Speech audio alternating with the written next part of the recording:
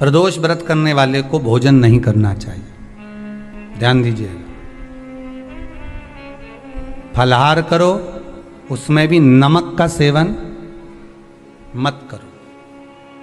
प्रदोष व्रत में नमक का सेवन वर्जित होता है। कारण, क्या कारण होता है? उसका एक कारण माना गया है, नमक की वर्जितता। जिस समय पर एक नगर में एक ब्राह्मणी रहती थी, बहुत भाव से सुनिएगा, प्रदोष व्रत, नमक को त्यागने का भाव। प्रदोष व्रत की किताब में भी मिल जाएगा आपको, आप पढ़ेंगे तो सुना होगा आपने। एक ब्राह्मणी रहती थी एक नगर में, उसका पति नहीं था, छोटा सा बालक एक साथ में रहता, छोटा सा बालक। अब ब्राह्मण के घर की धर्म पत्नी है, ब्राह्मण कर्मकांड करने वाला, पूजन करने वाला, पाठ करने वाला, अनुष्ठान करने वाला, पूजन करने वाला, मंत्र जाप करने वाला, भगवत भक्ति में डूबने वाला। ब्राह्मण तो चले गया, ब्राह्मणी बच्चे के साथ रह रही, क्या करे वो? अकेली निवास कर रही है, अकेली रह रही है।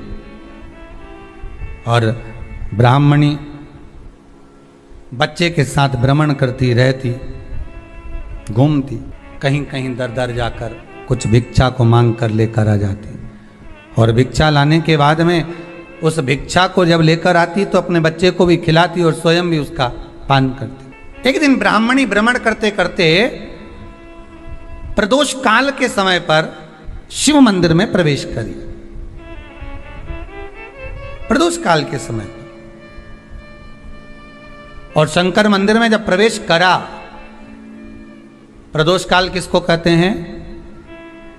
सूर्य अस्त हो रहा हो, रात्रि प्रवेश कर रही हो, दोनों का जब मिलन हो रहा हो वो प्रदोष काल कहलाता। दोनों का जब मिलन हो रहा,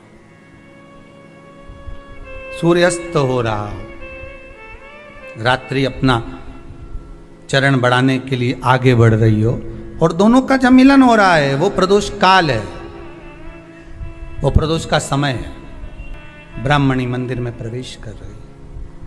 जब ब्राह्मणी मंदिर में प्रवेश करी, मंदिर के अंदर पहुंची, प्रदोष काल का समय था, प्रदोष का समय चल रहा था।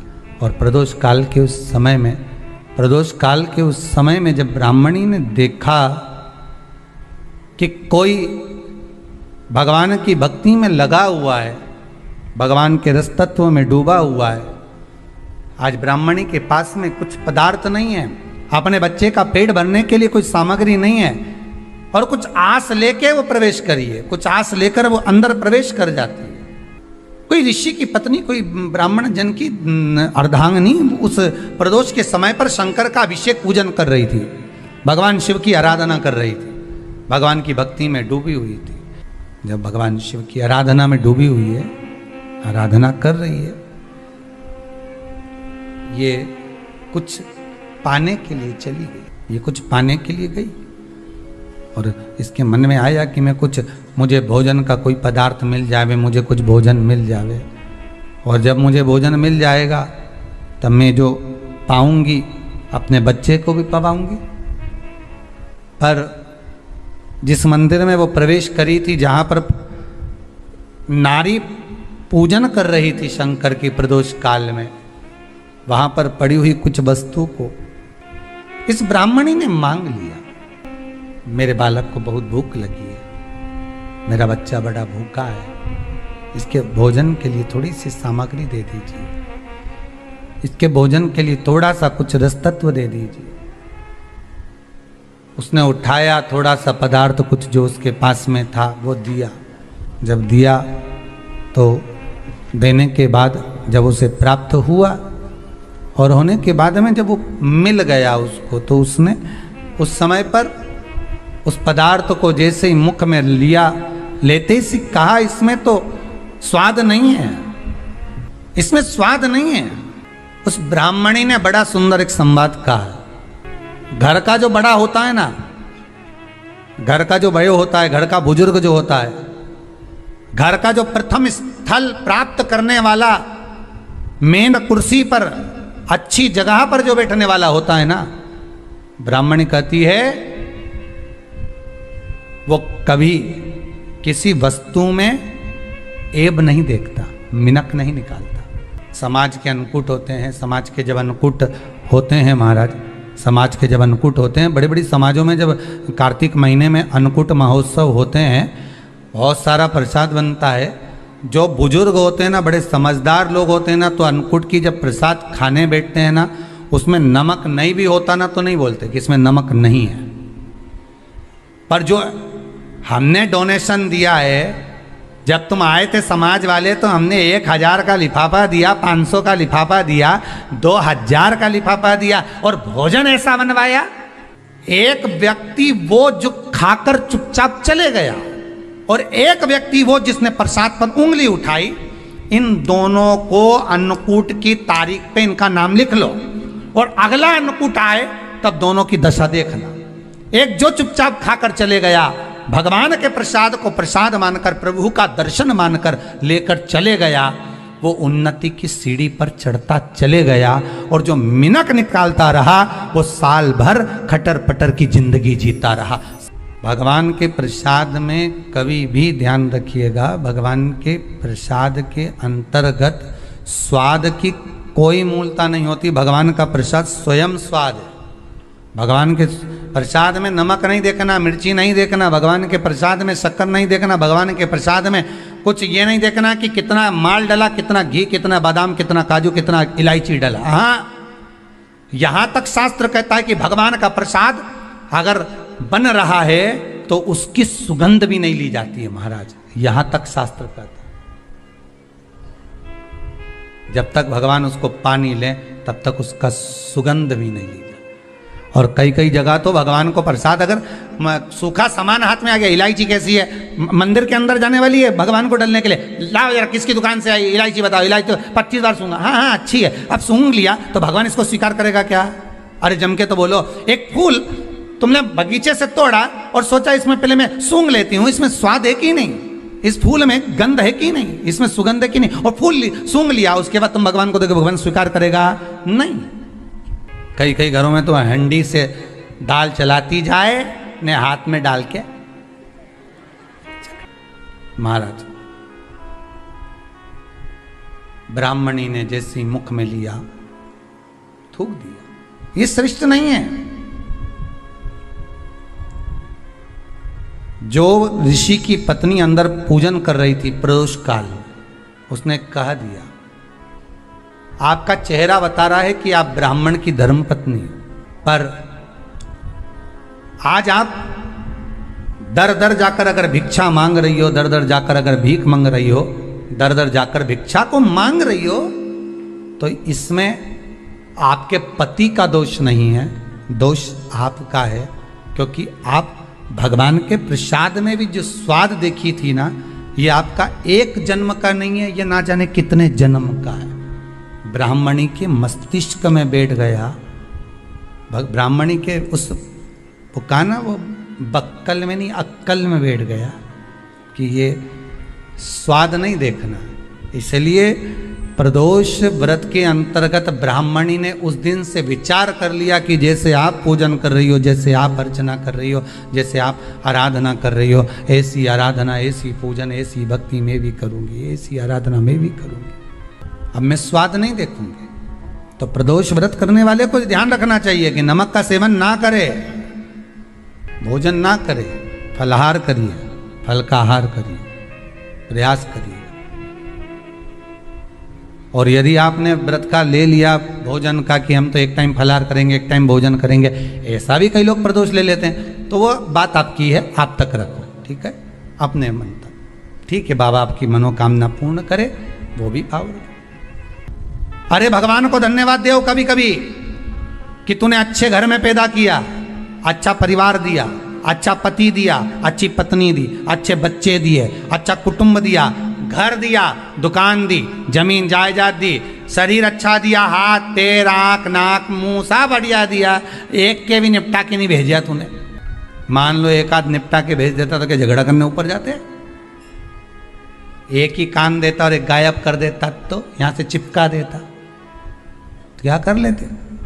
हाथ एक देता और एक गायब कर देता। तो क्या झगड़ा करने जाते हो ऊपर कि मुझे ऐसा शरीर दिया? नहीं, भगवान को धन्यवाद देना कि मुझे अच्छे घर में पैदा करा, कटोरा लेके वहाँ चौराहे पे नहीं बिठाया। तूने अच्छा घर दिया, 2 समय की रोटी दे रहा है, खूब जोरदार शरीर दिया, भजन करने का मुहूर्त दिया, और बचा कुचा था तो ये सियोर वाला महाराज दे दिया, कथा सुनाने वाला। शाम के समय पर प्रदोष काल में बेलपत्री के पेड़ के नीचे, चाहे शंकर के मंदिर के दरवाजे पर या शिव मंदिर में, अगर आप प्रदोष के दिन दिया लगाते हो, सोमवार के दिन दिया लगाते हो, तो ऐसा कोई व्यक्ति नहीं जिसको मेरे देव अधिदेव महादेव, मेरा विश्वनाथ भंडार नहीं भरता हो। खाली नहीं छोड़ेगा, दे देगा, भंडार भर देगा, कमी तो नहीं रख सकता, ये पक्का। पर तुम करना ही नहीं चाह, 2-4 सोमवार करो और उसके बाद के तो महाराज जी हमने तो करा था, हमको तो मिला ही नहीं। 2-1 प्रदोष करा तुमने, अरे 1 साल करो, सारे दर बदर भी तो अपन ठोकर खा कर आए, इतना साल निकाला अपन ने, और 6 महीना 3 महीना 4 महीना भगवान से निवेदन तो करो, दिल से कहो तो सरी, नी भंडार भरे तो बात दूसरी, एक बार बोलो तो। पर जगत के लोगों के सामने जाकर मत कहना, कहना तो देव अधिदेव महादेव से कहना। प्रदोष व्रत करने वाले को प्रदोष के दिन प्रयास करना चाहिए कि रात्रि के समय पर आधा घंटा, 10 मिनट, 20 मिनट जागरण करे। जागरण मतलब थोड़ा भगवान का भजन कर ले। भले 4-5 माताएं इकट्ठी नहीं हो तो अपन अकेले ही कर लो। अपन अकेले कम है क्या भाई? अपन कम पड़े, आराधना अकेले भी करो, जागरण करो।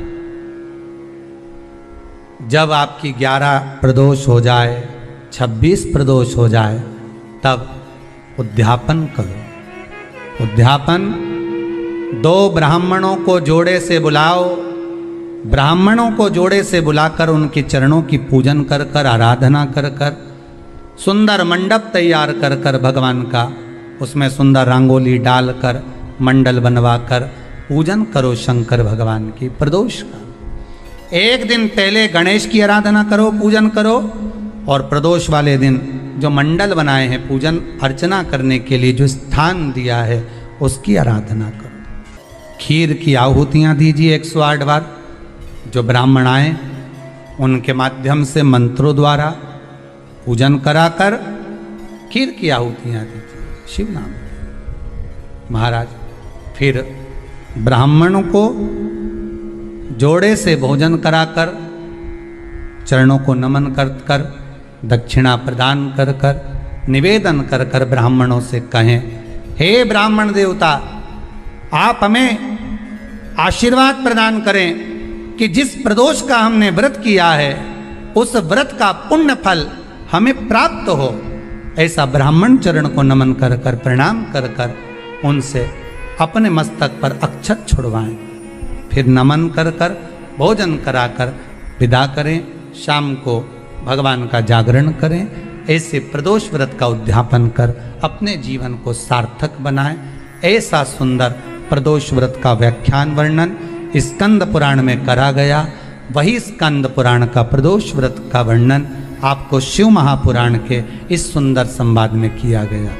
एक दिन शाम का समय, प्रदोष का दिन, प्रदोष काल, भगवान देव अधिदेव महादेव माँ जगतजननी पार्वती जी के साथ में भ्रमण करते। देखिए, अगर प्रदोष का व्रत नहीं कर सकते, प्रदोष के दिन आप व्रत नहीं कर सकते, मान लो आपसे भूखा नहीं रहा जाए, प्रदोष का व्रत नहीं कर सकते, प्रदोष के दिन आप भूखे नहीं रह सकते, मंदिर भी नहीं जा सकते, दिया भी नहीं लगा सकते, तो शिव महापुराण की कथा कहती है कि प्रदोष के दिन, प्रदोष काल में अपने ही दरवाजे के पास देवाधिदेव महादेव का स्मरण कर कर लक्ष्मी की वृद्धि के, कार्य सिद्धि के, संपदा को प्राप्त करने के लिए आप अपने ही दरवाजे के पास में एक दीप लगा सकते। कौन से दिन?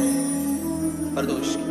प्रयास करना, जब जब जिस महीने में जो प्रदोष पड़ा करे, जब प्रदोष पड़े, बन सके 1 बेलपत्र, बन सके 5 बेलपत्र, शमी पत्र, हरे मूंग, हरा मूंग, बेलपत्र, एक कलश के अंदर थोड़ा सा पानी लेकर एक बेलपत्र, हरा मूंग, शमी पत्र डालकर और उसमें थोड़ा सा गुड़ डालकर भगवान शिव का स्मरण कर कर प्रदोष काल में, मान लो कोई काम आपका बहुत जरूरी है, बहुत दिनों से आप थक गए हैं, नहीं हो रहा, कर्जा बढ़ रहा है, धन नहीं आ रहा, व्यापार नहीं चढ़ रहा, या कोई समस्या बहुत प्रबल है, कोई एग्जाम में बैठ रहे हो नहीं हो रहा, परीक्षा भी दे दी है, रिजल्ट आने ही वाला है, तो भी प्रदोष काल में, प्रदोष के समय वो जल, मूंग, समीपत्र और बेलपत्र और गुड़ का शंकर के शिवलिंग को समर्पित करना प्रारंभ कर दो। 2 या 3 प्रदोष करोगे, बाबा आपकी मनोकामना शीघ्र पूर्ण कर देगा।